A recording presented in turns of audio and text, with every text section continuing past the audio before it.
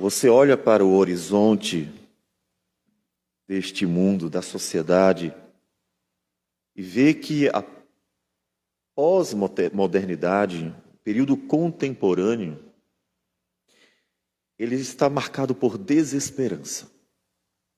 Razão para haver um grande número de problemas psicossomáticos em nossos dias. A desesperança. As pessoas se sentem bem quando conseguem alguma coisa, um celular novo, uma televisão nova, um carro novo, alguma coisa nova, enche com aquela euforia natural de quem conseguiu algum bem, mas aquilo logo vai passar, é natural, porque aquilo deixará de ser novidade talvez no primeiro dia. E então ela se verá outra vez sem esperança. Não há nada novo. Isso vai acontecer com as festas, com as animações, as euforias que a sociedade procura promover. A desesperança está presente. E é nesse momento que o Evangelho aparece, anunciando uma esperança que vai além do tempo. Uma esperança que ela não só se apresenta externa, mas ela preenche o mais profundo e os menores espaços do coração humano. Uma esperança viva, verdadeira, algo que é real e que não tem fim, que não dura apenas um dia. Uma esperança de vida eterna. Em algo que Deus não só faz externo a nós, mas opera em nós.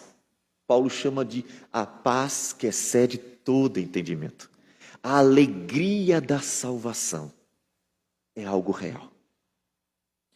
Só que, para isso acontecer, o plano de redenção foi marcado por um sofrer. E ainda está presente. E o cristão, no momento que ele compreende o Evangelho, ele precisa ver que a sua esperança, a sua vida, a sua alegria, tudo isso foi alcançado por meio de sofrimento. Não foi sem sofrimento que alcançou-se para nós essa redenção maravilhosa. E quando nós entendemos isso, nós nos tornamos mais pacientes e perseverantes do sofrimento que também cabe a nós suportar em nosso tempo. Nós vamos ver isso agora em Isaías 53, que é o nosso texto lido e agora será exposto. Nós vamos começar a leitura no versículo 13 do 52. Isaías 52, versículo 13.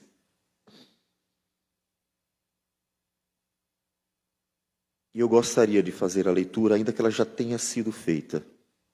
Diz assim a palavra do Senhor. Eis que o meu servo procederá com prudência, será exaltado e elevado, e será muito sublime. Como pasmaram muitos à vista dele, pois o seu aspecto estava muito desfigurado, mais do que o de outro qualquer, e a sua aparência mais do que a dos outros filhos dos homens. Assim, causará admiração às nações, e os reis fecharão a sua boca por causa dele, porque aquilo que não lhes foi anunciado verão, e aquilo que não viram entenderão. Quem creu em nossa pregação? E a quem foi revelado o braço do Senhor? Porque foi subindo como renovo perante ele e como raiz de uma terra seca. Não tinha aparência nem formosura. Olhámo-lo, mas nenhuma beleza havia que nos agradasse. Era desprezado e o mais rejeitado entre os homens, homem de dores e que sabe o que é padecer, e como um de quem os homens escondem o rosto, era desprezado, e dele não fizemos caso. Certamente Ele tomou sobre si as nossas enfermidades e as nossas dores levou sobre si. E nós o reputávamos por aflito, ferido de Deus e oprimido. Mas Ele foi traspassado pelas nossas transgressões e moído pelas nossas iniquidades. O castigo que traz a paz estava sobre Ele, e pelas suas pisaduras fomos sarados.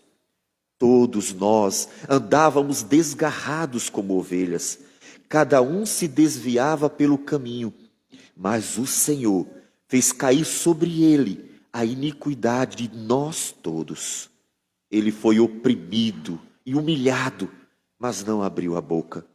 Como o cordeiro foi levado ao matadouro, e como ovelha muda perante os seus tosquiadores, ele não abriu a boca.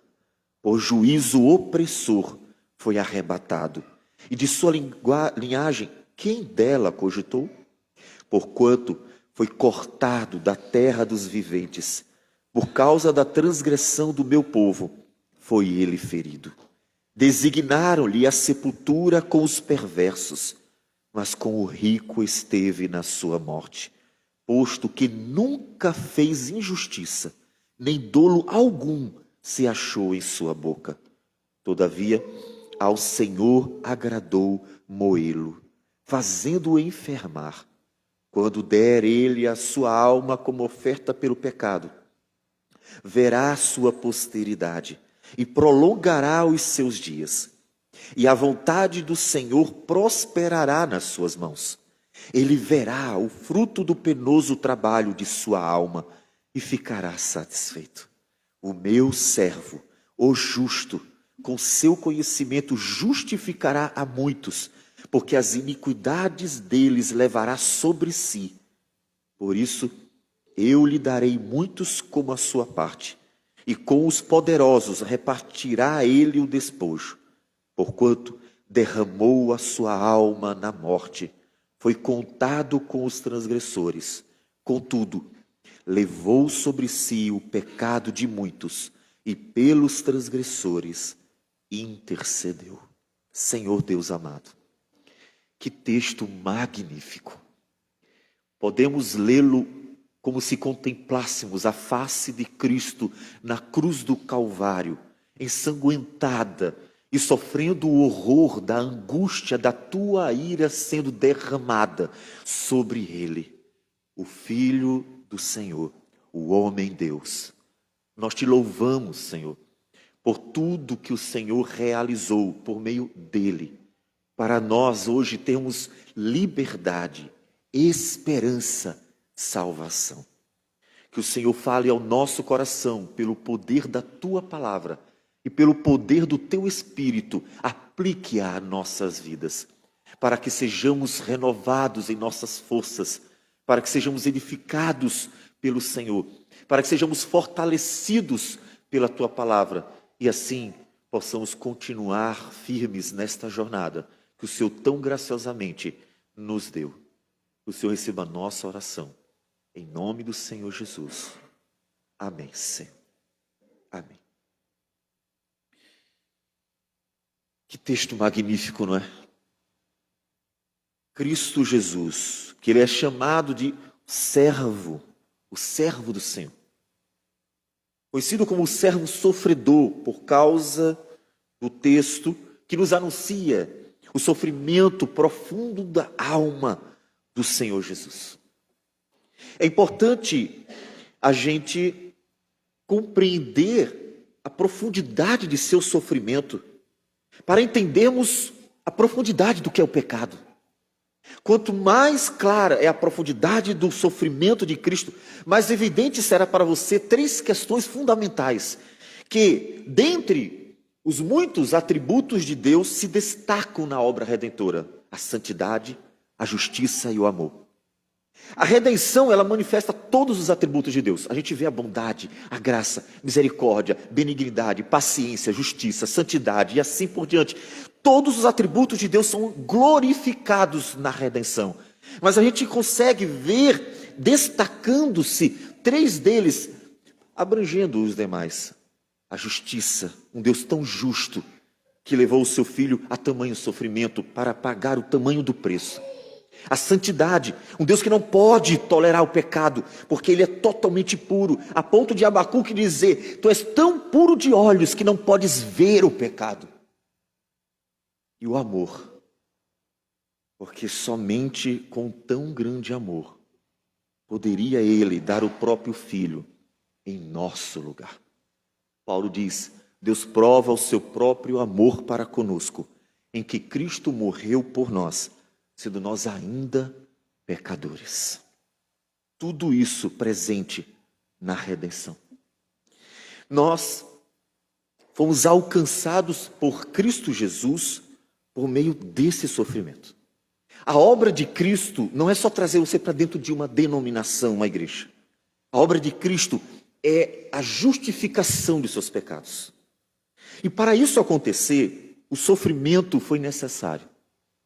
Nós vamos para Mateus, capítulo 26. Mateus 26, os evangelhos, e começando com Mateus, descrevem o sofrimento de Cristo também. Em Mateus 26, que já está próximo da crucificação, o Senhor Jesus vai orar ao Pai antes de ser entregue aos adversários para ser crucificado. E no versículo 38, diz o seguinte: Jesus pronuncia o que ele está sentindo em sua alma. Ele diz aos discípulos: então lhes disse, a minha alma está profundamente triste até a morte. Até a morte. Marcos 14, que também vai nos contar este momento da agonia do Senhor Jesus, versículos 33 e 34 nos dizem: e levando consigo a Pedro, Tiago e João, começou a sentir-se tomado de pavor e de angústia. Ele levou 3 discípulos próximos para o Getsêmani, onde ele iria orar ao Pai. E quando ele chega lá para orar, sua alma, seu coração, a angústia toma conta do seu ser. E diz que ele foi tomado de pavor e de angústia. E vem aquelas mesmas palavras de Mateus. E lhes disse, a minha alma está profundamente triste até a morte. Lucas também nos apresenta a descrição deste momento tão profundo do Senhor Jesus em Lucas 22. Lucas 22, versículos 43 a 40 e 44, versículos que podem ter sido ou não acrescidos um pouco depois, e que traz uma provável tradição da igreja da época, que diz que naquele momento, estando 44, em agonia, orava mais intensamente. E aconteceu que o seu suor se tornou como gotas de sangue caindo sobre a terra. Esse texto, ele está em acordo com os 3 acerca de tudo o que ele estava sentindo. E acrescenta algo que provavelmente se tornou comum, conhecido entre a igreja. Um momento em que foi testemunhado que o estresse, a angústia foi tão grande que os vasos sanguíneos estouraram. Jesus nem começou a ir para a cruz. Vocês percebem? Ele não está ainda na via sacra. Ele não está na via crucis. Ele não está ainda carregando a cruz. Ele não está. Ele está ainda orando ao Pai. É antes de ser entregue. Mas mesmo antes de ser entregue, a angústia já toma conta de tal forma de sua alma que ele começa a ficar apavorado. O sofrimento é muito grande. O que isso nos mostra? Que o sofrimento de Cristo não foi só físico.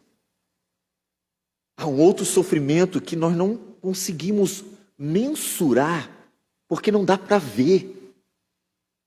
O Deus Santíssimo, Justíssimo e Todo-Poderoso está naquele momento derramando sobre o seu filho toda a sua ira. Você consegue mensurar a ira, toda a ira do Deus Todo-Poderoso sendo derramado sobre um único homem?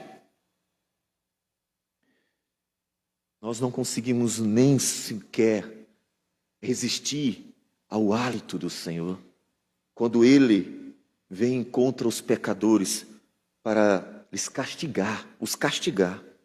Imagina sofrer toda a ira de Deus. Eis aí, inclusive, uma razão muito evidente que Jesus tinha que ser Deus.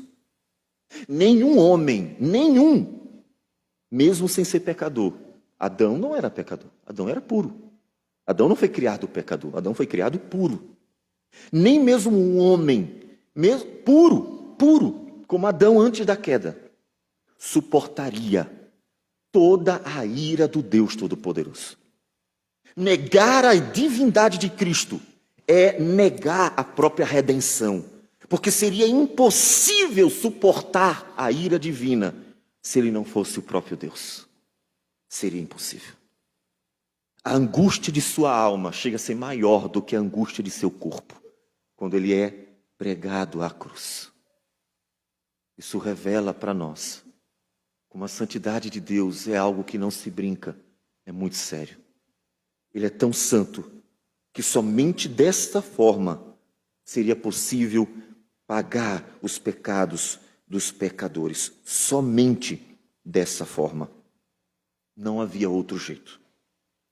Então, o Senhor Jesus sofre todos os danos que deveríamos sofrer.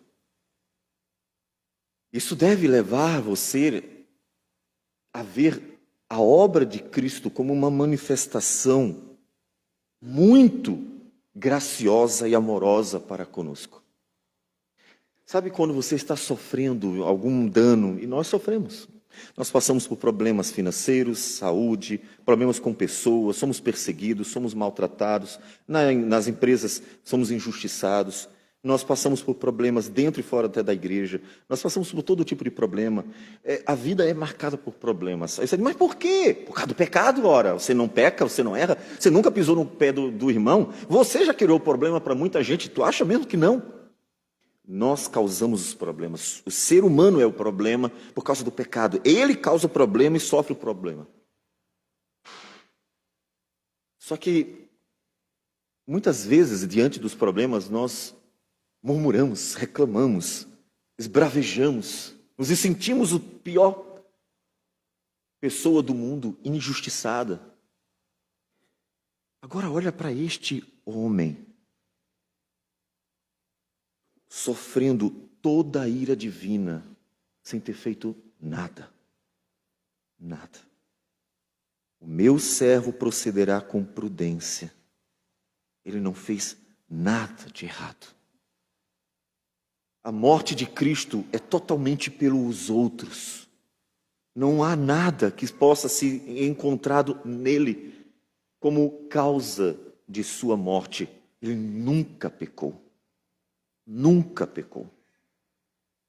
Então, quando você estiver diante do sofrimento, eu quero que você olhe para Cristo. E até mesmo antes de sua cruz, sofreu tamanha angústia que você não conseguiria mensurá-la. Para que você, na hora de sofrer, quer danos desse mundo, ou até mesmo para o testemunho da glória de Deus, você olhe para os céus e diga, Senhor, obrigado. Eu não sei o que é sofrer. Eu não sei. Você acha que sabe o que é sofrer? Eu lhe apresento o homem que dirá a você, você não sabe o que é sofrer. E você não sabe o que é sofrer pelos outros ainda por cima. Você não sabe o que é sofrer sem ter feito nada. Você não sabe o que é sofrer injustamente. Porque eu não fiz nada, pois estou sofrendo por isso. O Senhor Jesus dirá a qualquer um. O seu sofrimento é um sofrimento que não tem como ser mensurado. Mas Isaías continua e diz assim: quem creu em nossa pregação? Apesar de toda esta obra grandiosa que o Senhor estava executando, havia planejado e estava executando. E apesar dos muitos profetas que foram enviados pelo Senhor, só na parte de Isaías para frente, ou seja, os profetas clássicos, são 17. Fora os profetas clássicos, nós teremos os profetas que não escreveram, como Elias e outros mais. O profeta Natã participou da escrita dos livros históricos, que anunciaram a palavra de Deus, preparando o povo de Deus para esse momento que é o momento máximo da redenção. Que aqui, em Isaías, não é só morte, é ministério, morte e ressurreição. E, apesar de terem anunciado insistentemente, ano após ano, quem creu? Observe que aquilo que Paulo disse em Romanos, que ele morreu por nós, sendo nós ainda pecadores, fica mais evidente. Ele morreu por pessoas que desprezaram a Deus todos os seus dias. Quem creu na nossa pregação? Quem deu crédito ao evangelho da graça? Não é o evangelho do juízo, da condenação, é o da graça. Porque o evangelho anuncia a graça divina alcançada pelo sofrer do Filho de Deus. E mesmo assim, quem creu? Paulo aplica isso em Romanos 10, 16 aos nossos dias. Mas nem todos obedeceram ao evangelho, pois Isaías diz: Senhor, quem acreditou na nossa pregação? Falando de seus dias e decorrente deles, todos os outros. A dureza do coração. Isso acresce ao momento mais sofrimento, percebe? Quando você faz uma coisa certa, boa, você espera que as pessoas, pelo menos, valorizem. Vamos pensar. Você acabou de limpar o salão e chega alguém e pisa. Quem limpou fica enlouquecido. Chega em casa, a mulherada passou o pano e o marido vem com aquela bota suja. Cutucou a onça com vara curta. Porque ninguém gosta de ser tratado desse jeito. Desvalorizado ao máximo. Observe que o desprezo do povo pelo qual ele está morrendo na cruz, ou pelo qual ele morreria, pensando aqui no futuro, estava aumentando a angústia. O sofrimento de Cristo, então, ele possui uma dimensão muito mais ampla. O desprezo para com ele faz parte desse sofrimento. E nisso a gente pode ver que o sofrimento de Cristo começa no ministério, não na cruz. Mateus capítulo 8, versículo 17. Mateus 8, 17, nos diz assim, 16 e 17. Chegada a tarde, trouxeram-lhe muitos endemoniados, e ele, meramente com a palavra, expeliu os espíritos e curou todos os que estavam doentes, para que se cumprisse o que fora dito por intermédio do profeta Isaías. Ele mesmo tomou as nossas enfermidades e carregou com as nossas doenças. Observe que ele está citando o texto de Isaías 53, versículo 4. Certamente ele tomou sobre si as nossas enfermidades e as nossas dores levou sobre si. Portanto, Mateus aplica o texto que tem como momento máximo a cruz, mas que não está falando só da cruz. O sofrimento de Cristo precede a cruz. O sofrimento de Cristo é a partir da sua própria encarnação. Encarnar é para ele já um sofrimento. Suportar este povo foi um sofrimento. E carregar toda a angústia lhe foi um sofrimento. Um povo de coração duro, que ele disse: até quando vos sofrerei? Povo incrédulo, porque eles não acreditavam nas palavras de Cristo. Mas o povo não seguia Jesus? Não era uma indicação de que eles estavam crendo? Não. João 6 deixa bem evidente, após ter feito a multiplicação dos pães, que o povo estava lá porque estava vendo e desfrutando coisas maravilhosas. E Jesus diz a eles: vocês não estão aqui porque vocês viram sinais que indicam que eu sou o Messias, o Filho de Deus, o Redentor, o Salvador do mundo. Vocês estão aqui para comer. Um povo meramente interesseiro, de coração vazio mais do que o ventre, porque não conseguia compreender a dimensão daquilo que estava acontecendo, o momento mais glorioso da história humana. O Filho de Deus encarnou e estava entre os homens. Eles podiam falar com o próprio Deus, eles podiam conversar com o próprio Criador. Fico imaginando quantas coisas não poderíamos perguntar para ele. Ó Senhor, como foram os 6 dias da criação? João diz: sem ele, nada do que foi feito se fez. Paulo também nos diz. João 1, Colossenses. Mas eles desprezaram. O sofrimento de Cristo durou 33 anos, não apenas alguns dias. Quando no ápice do sofrimento ele está indo à cruz, morre na cruz. Mas durou 33 anos. Você sabe o que é sofrimento? Não, você não sabe. Olhe para a cruz e verá quem sabe o que é sofrer. Ele é o servo sofredor. Ele é o servo sofredor. Isso é para desprezar o seu sofrer? Não. Isso é para fortalecer o seu coração. O propósito de Deus é nos mostrar o sofrimento de Cristo Jesus na cruz do Calvário e em toda a sua vida. Não é dizer para você: olha, o que você já passou na sua vida não tem valor nenhum. Não é dizer para você: as suas dores não importam. O propósito é dizer para você que alguém sofreu por você. Coragem, homem! Coragem, mulher! A obra que ele realizou foi por nós, glorificando a Deus, evidentemente.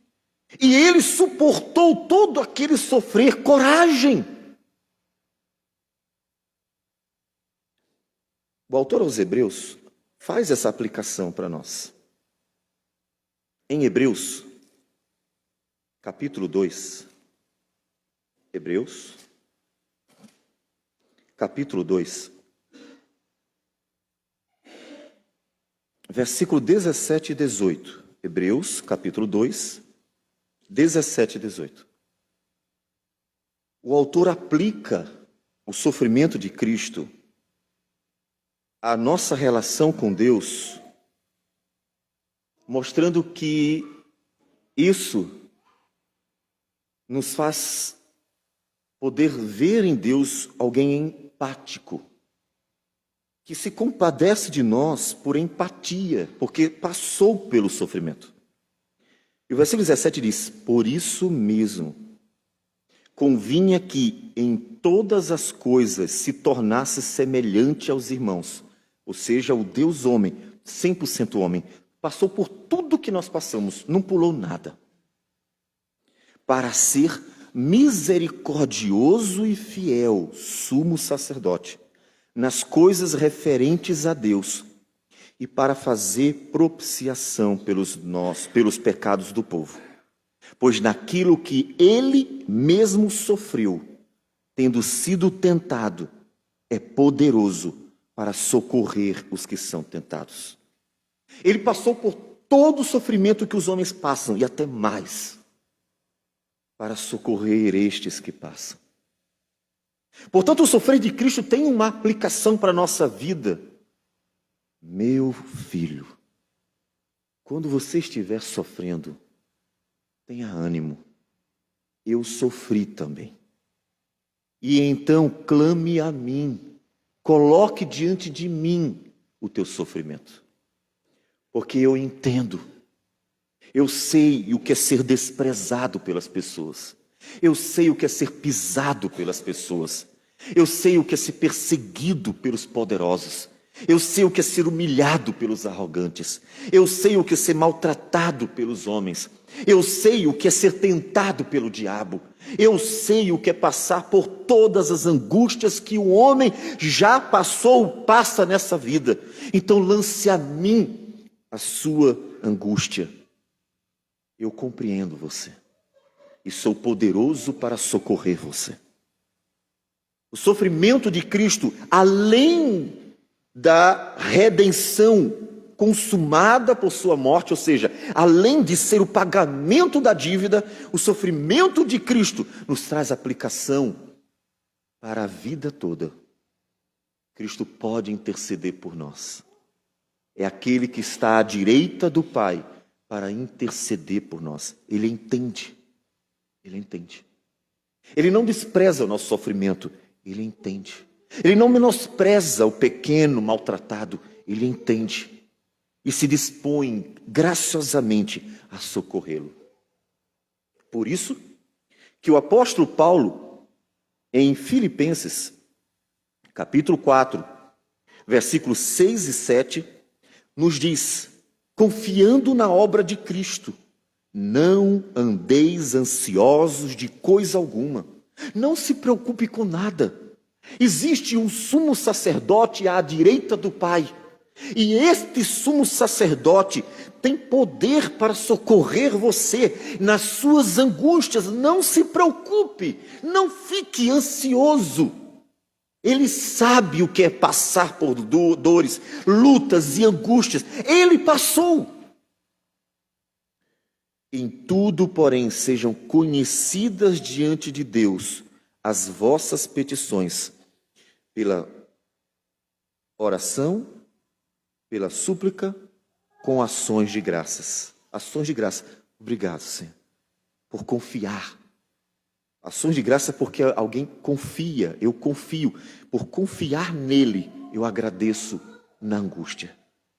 E a paz de Deus, que excede todo o entendimento, guardará o vosso coração e a vossa mente em Cristo Jesus.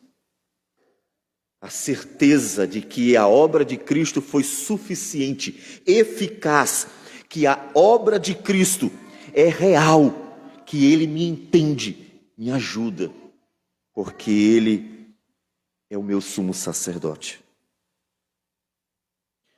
Portanto, o sofrer de Cristo deve atrair você a lançar a sua vida o tempo inteiro aos pés do Senhor Jesus. O tempo inteiro. Mas o sofrer de Cristo tem uma outra aplicação, acrescida a essa. O versículo 5 diz: mas ele foi traspassado pelas nossas transgressões e moído pelas nossas iniquidades. O castigo que nos traz a paz estava sobre ele, e pelas suas pisaduras fomos sarados. O apóstolo Pedro usa esse texto para trazer uma aplicação para as nossas vidas. 1 Pedro, capítulo 2, versículo 18. 1 Pedro, capítulo 2, versículo 18. A partir do 18, ele diz o seguinte: servos, escravos, pessoas que foram compradas ou nasceram na casa do senhor de escravos, pessoas que não tinham liberdade, pessoas que viviam para servir outras, algumas delas maltratadas. Dependendo do senhor de escravos, eles maltratavam mesmo. Abraão teve escravos, mas Abraão era um pai. Abraão era um pai para os seus escravos. Tanto era um pai que os seus escravos não fugiram quando tiveram a oportunidade. Abraão enviou seu mordomo, que era um escravo, para que ele fosse buscar uma esposa para o seu filho dentro da família, na família dele, a Rebeca. Ele vai cheio de ouro, prata, cheio de objetos de valor, com animais que poderiam levá-los muito longe, com outros servos escravos, e ele fez tudo o que tinha que ser feito e voltou. Um homem infeliz não faria isso. Um homem que fosse um escravo maltratado teria se aproveitado da oportunidade e teria encontrado um refúgio nas terras mais longínquas, numa direção oposta àquela que o Abraão havia ordenado. Ele voltou, e voltou com a esposa para o Isaque, porque Abraão era um pai para ele. Abraão o tratava como um filho, e nenhum de seus escravos eram maltratados. Eles serviam e eram recompensados, tendo toda a proteção, segurança, sustento que um homem precisa para ele e sua família. Ele era um pai. Mas nem todo senhor de escravos era um pai para os seus escravos. Muitos eram carrascos, algozes, homens tiranos que, por causa do poder em suas mãos, maltratavam, destruíam vidas. E Pedro está pensando no sofrimento possível de vários escravos.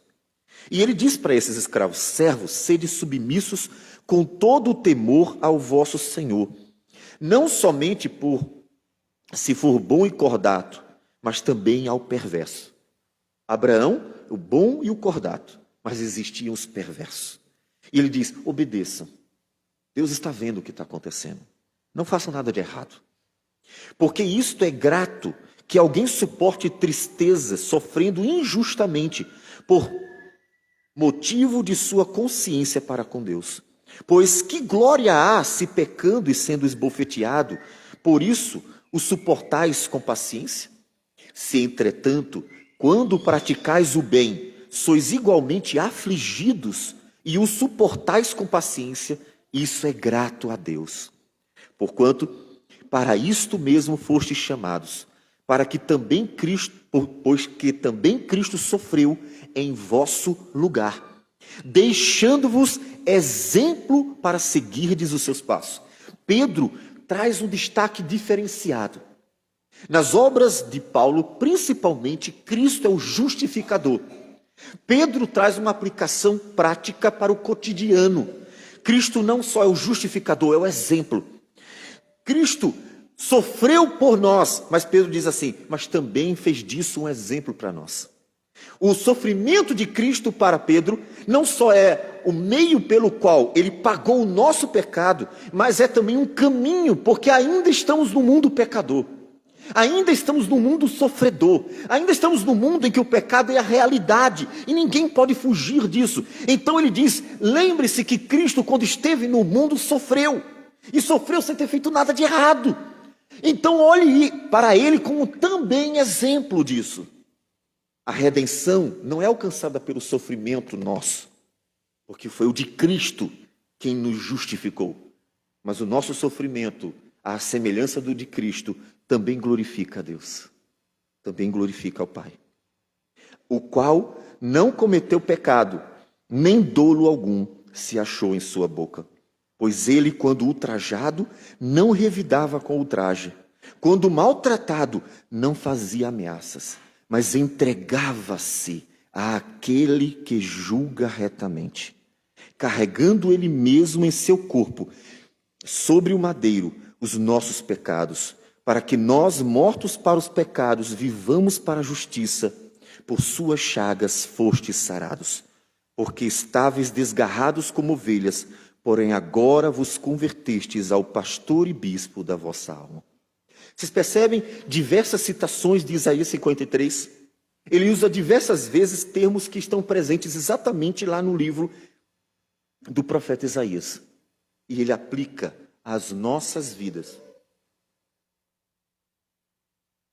para consolo.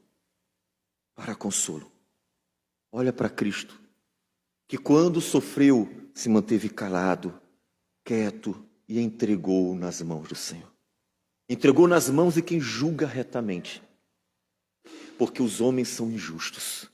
Entregou nas mãos daquele que tudo vê e sabe, e que, portanto, fará tudo de acordo com a justiça, porque os homens são injustos.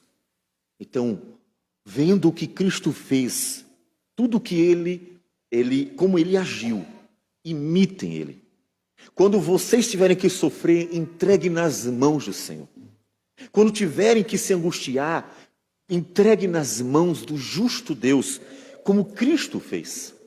Em vez de estar murmurando, reclamando, ou mesmo querendo agir para se defender, como a vingança de Lameque, que por causa de um homem que o maltratou, ele foi lá e matou.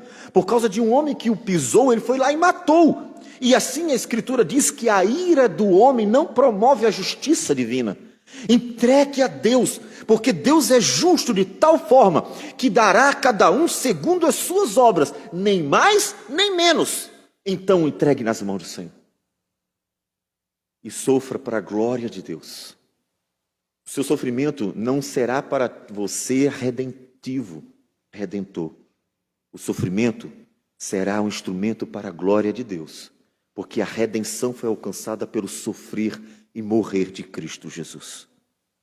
Então, quando lemos o servo sofredor de Isaías 53, vemos ali também um exemplo para nós que ainda estamos caminhando neste mundo. A esperança ainda está viva, é real, e nós ainda veremos isso aqui. Mas o caminho até chegar lá, até a terra prometida, é um caminho difícil. O caminho da redenção é um caminho difícil. E Jesus o trilhou para nos salvar, graciosamente, graciosamente. O sofrimento de Cristo Jesus é o momento máximo e a morte é o momento máximo do profeta Isaías. Todavia, o versículo 10 muda de sofrimento e morte para algo diferente. Ele diz assim: todavia, ao Senhor agradou moê-lo, fazendo enfermar. Observe que ele estava falando de sofrer e morte, tanto que no versículo 9 diz: designaram-lhe a sepultura com os perversos. Ele morreu. Ele morreu. Ele sofreu, foi humilhado, passou por tudo, sofreu, humilhado, passou por tudo que tinha que passar e morreu.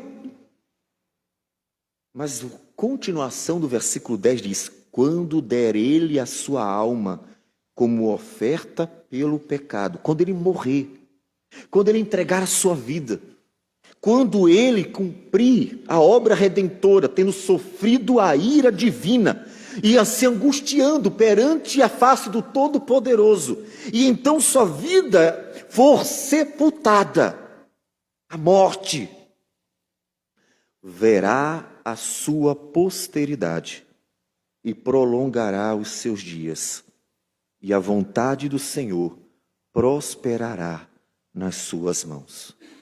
Ele verá o fruto do penoso trabalho de sua alma e ficará satisfeito. Como isso? Ele sofreu, ele morreu. Como ele verá sua posteridade?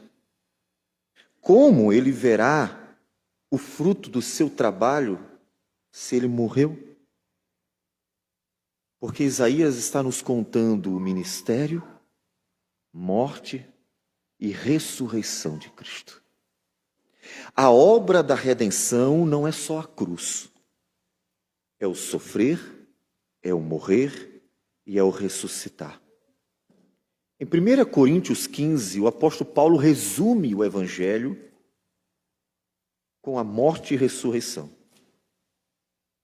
Ele diz assim, versículo 1, 1 Coríntios 15: Irmãos, venho lembrar-vos o evangelho que vos anunciei. O conteúdo da pregação de Paulo, o evangelho anunciado, é o que ele vai mencionar para nós. O qual recebestes e no qual ainda perseverais. Por ele também sois salvos, se retiverdes as palavras, tal como vô-la preguei. A menos que tenhais crido em vão. Tem que perseverar até o fim. Antes de tudo, vos entreguei o que também recebi. E não é recebido dos apóstolos, é recebido do Senhor Jesus. Porque o evangelho que Paulo pregava fora recebido diretamente de Cristo, por meio de visão, que ele nos conta que foi ao terceiro céu, onde recebeu a revelação do Evangelho, porque ele não andou com Jesus durante aqueles 3 anos de ministério. Ele foi à Arábia, provavelmente no Monte Sinai, no mesmo lugar onde Moisés recebeu o Pentateuco, a revelação base de toda a Escritura, e recebeu ali todo o Evangelho da parte do próprio Senhor Jesus. E o que ele recebeu, o coração do Evangelho, é que Cristo morreu pelos nossos pecados, segundo as Escrituras, e que foi sepultado e ressuscitou ao terceiro dia, segundo as Escrituras. A morte e a confirmação da morte, sepultamento, e a ressurreição são o coração do Evangelho, são os elementos fundamentais que devem ser anunciados pela igreja por todas as gerações, o Evangelho. E Isaías pré-anuncia a morte e a ressurreição de Cristo em Isaías 53. Aquele que morreu veria o fruto do seu trabalho. Veria o fruto de toda aquela obra de angústia e sofrimento. Foi duro, foi difícil, mas foi cumprido, foi realizado, tudo foi feito e os resultados estavam ali. Jesus não só morreu por nós, ele ressuscitou por nós. Ele morreu para pagar a nossa dívida, nos justificar, pagar o preço dos nossos pecados. Mas se ele não tivesse ressuscitado, como nos daria a vida eterna? Cristo Jesus ressuscitou para nos dar aquilo que ele alcançou, herdou, por ter cumprido toda a justiça divina. Ou seja, para nos dar a herança que ele herdou do Pai.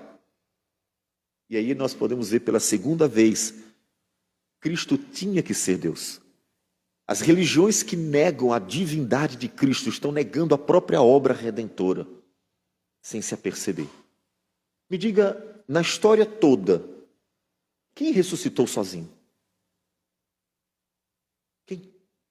Que homem ressuscitou sozinho? Por que nenhum homem ressuscitou sozinho? Porque nenhum homem é Deus. Para ressuscitar, ele teria que ter o poder da vida. E para nos prometer vida eterna, ele teria que ter este poder de dar vida. Nenhum profeta prometeu dar vida, nenhum profeta anunciou que daria algo de si mesmo. Nenhum deles ressuscitou por si mesmo. Antes, todos eles morreram como Deus determinou, mas nenhum deles ressuscitou sem que um outro fosse lá. Pedro ressuscitou Docas. Nós vamos encontrar profetas do Antigo Testamento ressuscitando pessoas como crianças, mas nenhum deles ressuscitando por si mesmo. Porque o dom da vida e o poder da vida está nas mãos de um único ser de todo o universo, aquele que o criou. O Deus que criou o universo é o único que tem a vida e pode dar a quem quiser. Se Cristo não fosse Deus, ele poderia ter morrido na cruz, mas não ressuscitaria. Se Cristo não fosse Deus, ele poderia ter sofrido, mas não suportaria a dimensão, a amplitude, a profundidade da ira divina sendo derramada sobre sua alma, para que ele sofresse o peso do pecado dos outros. Jesus sofreu tudo, foi morto, mas ressuscitou. A sua ressurreição coroa a obra da redenção. Aquele que pagou o preço, agora vê o resultado do seu trabalho. Isso nos lembra, além de nos conduzir a esta alegria pelo que ele fez por nós, isso nos conduz a uma aplicação para nossas vidas, a uma aplicação diária, que um dia nós vamos ver a nossa perseverança ter valido a pena. Um dia nós vamos ver que ter perseverado até o fim, quando Jesus chamar, vinde benditos de meu Pai, entrai na posse do reino que vos está preparado desde a fundação do mundo. Mateus 25, a partir do versículo 31. Quando nós virmos a perseverança sendo recompensada pela graça divina da redenção eterna, da vida eterna, a gente dirá: como valeu a pena! Valeu a pena todos os dias de sofrimento, valeu a pena suportar, valeu a pena não desistir, valeu a pena perseverar, valeu a pena continuar olhando para Jesus, valeu a pena eu negar todas as propostas do mundo para desistir do caminho de Cristo Jesus, que é Cristo Jesus. Valeu! Jesus sofreu e morreu, tudo de forma terrível, horrível, mas então ressuscitou. E viu como o seu trabalho foi bem sucedido, como valeu a pena, como os frutos do trabalho vêm após toda a obra realizada. Lembre-se que valerá a pena quando você vir a eternidade. Valerá a pena quando você vir a eternidade. E nós vemos isso no capítulo 54. Nós não vamos ler o capítulo todo, nós já lemos. Mas ele começa dizendo assim, percebam o contraste. Canta alegremente, ó estéril, que não deste à luz. Exulta com alegria, alegre canto, e exclama, tu que não tiveste dores de parto. Porque mais são os filhos da mulher solitária do que os filhos da cansada, diz o Senhor. Versículo 4. Não temas, porque não serás envergonhada. Não te envergonhes, porque não sofrerás humilhação. Olha o contraste imenso entre o 53 e o 54. O filho desta mulher sofreu e pagou o preço do pecado. Apocalipse, capítulo 12, nos fala do filho dessa mulher. Viu-se grande sinal no céu, a saber, uma mulher vestida do sol, com a lua debaixo dos pés, e uma coroa de 12 estrelas na cabeça, que, achando-se grávida, grita com dores de parto, sofrendo tormentos para dar à luz. Viu-se também outro sinal no céu, e eis um dragão, um grande vermelho com 7 cabeças, 10 chifres, e nas cabeças 7 diademas. E assim que a sua cauda arrastava a terça parte das estrelas do céu, os quais lançou para a terra, e o dragão se deteve em frente da mulher, que estava para dar à luz, a fim de lhe devorar o filho quando nascesse.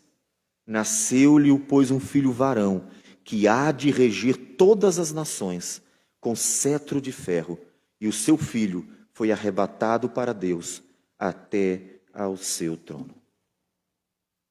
O filho dela lhe alcançou a salvação. O filho dela sofreu, morreu e ressuscitou para dar-lhe a salvação. E é por causa do filho desta mulher que a mulher não sofre mais. Não te preocupes, porque não serás envergonhada, não sofrerás humilhação, porque ele sofreu. O capítulo 54 é o resultado da obra deste filho. É exatamente o que ele disse no versículo 11. Ele verá o fruto do penoso trabalho de sua alma e ficará satisfeito. Por causa do capítulo 53, o capítulo 54 é possível. Sem a morte e ressurreição de Cristo, não seria possível a esperança, a alegria, a vida em abundância. A esperança que hoje temos, em grande medida, é porque alguém morreu na cruz do Calvário em nosso lugar.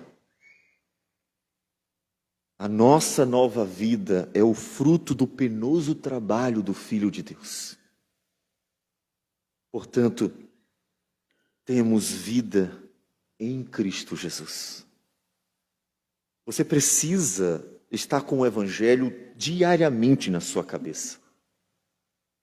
Porque de um lado você tem sofrer de Cristo, lembrando para você que o caminho, o percurso, o projeto redentor é um projeto sofrível, por causa do pecado.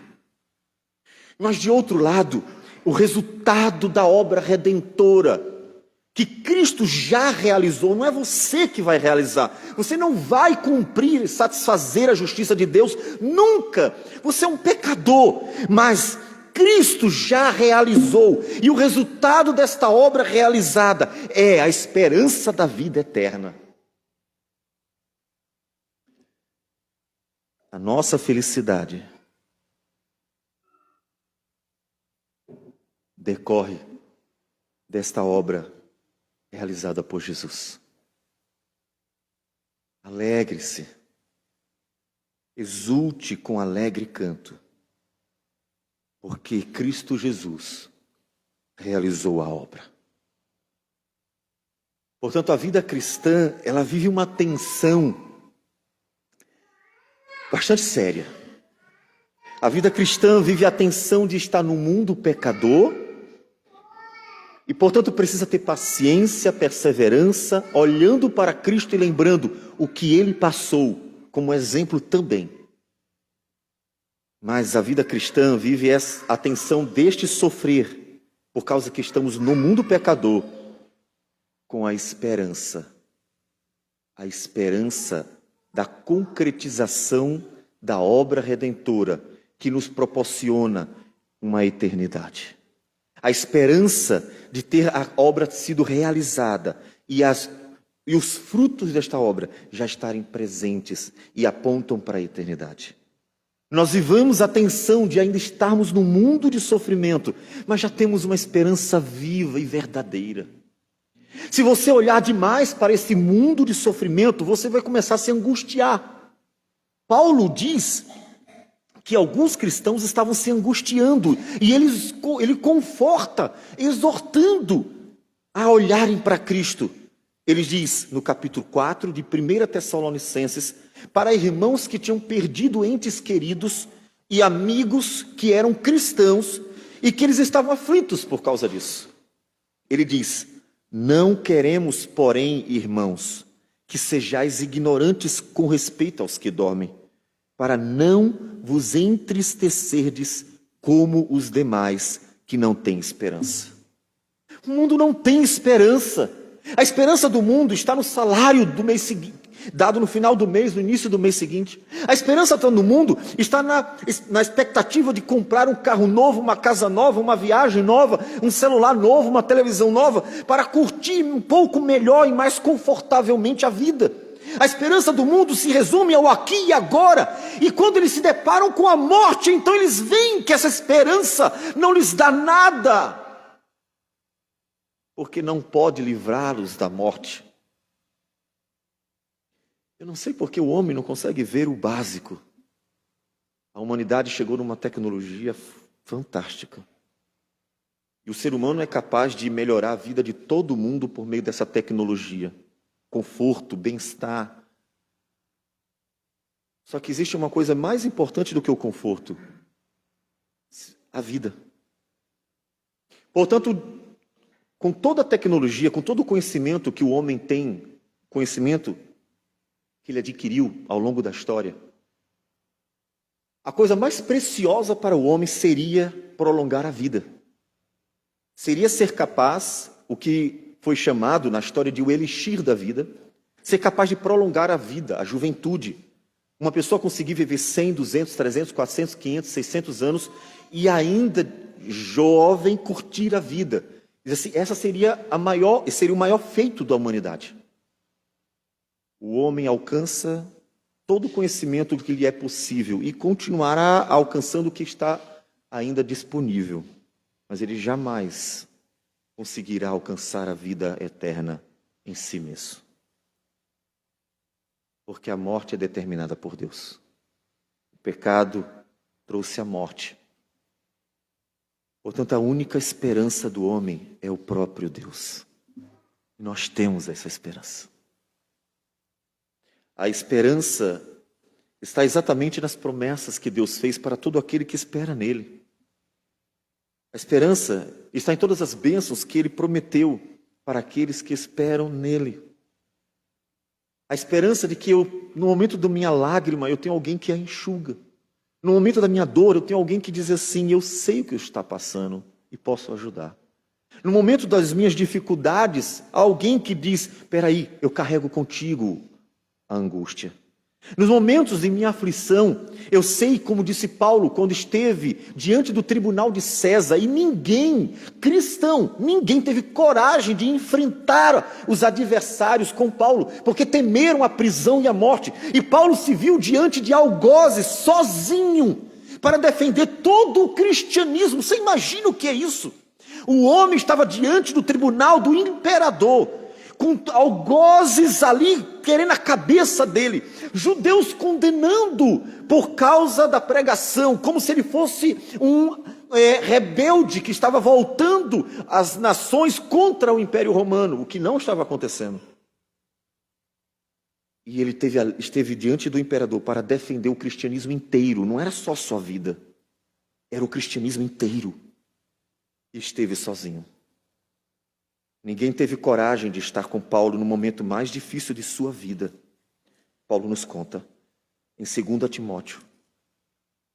E diante desse momento, 2 Timóteo, capítulo 4, versículo 16, ele diz: na minha primeira defesa, ninguém foi ao meu favor.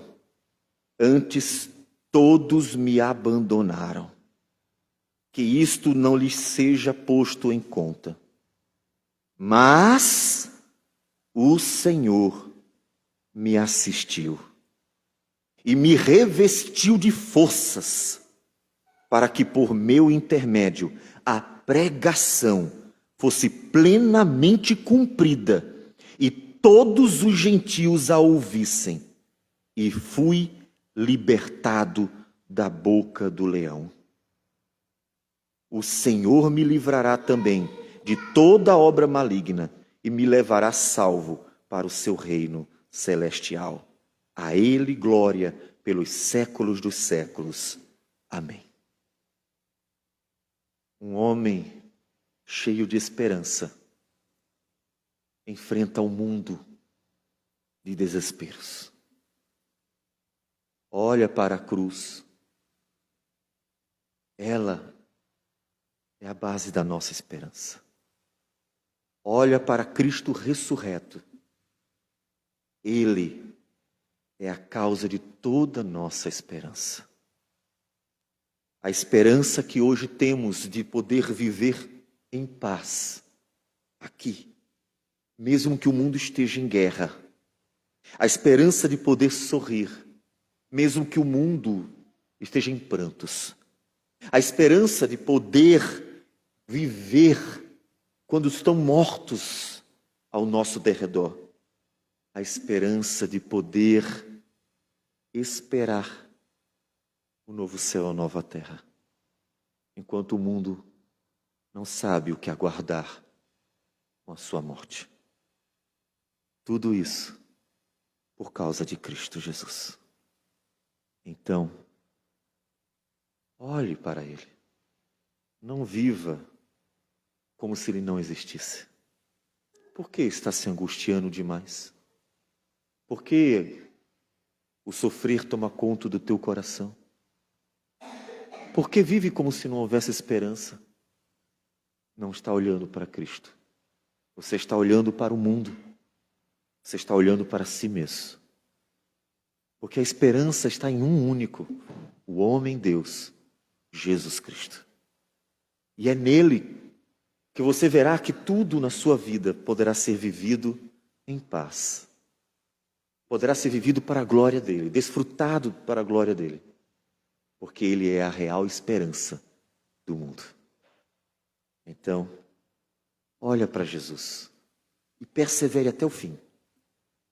Porque você verá que vale a pena.